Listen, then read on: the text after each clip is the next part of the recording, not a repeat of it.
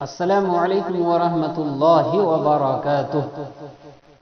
یا اللہ، یا رب، یا مولا، اس گزرے ہوئے سال میں جو آپ نے دیا اس کا بے حد شکر، اور جو آپ نے لیا اس پر کوئی شکوہ نہیں، کوئی گلہ نہیں، کیونکہ آپ کے ہر کام میں مصلحت ہے۔